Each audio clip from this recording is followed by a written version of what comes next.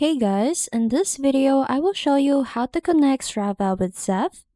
First, open your Zepp app and make sure you're signed in and go to your profile.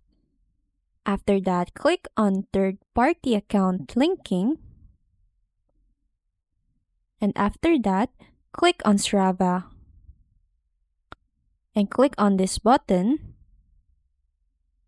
Now, you have to sign in to your Strava account.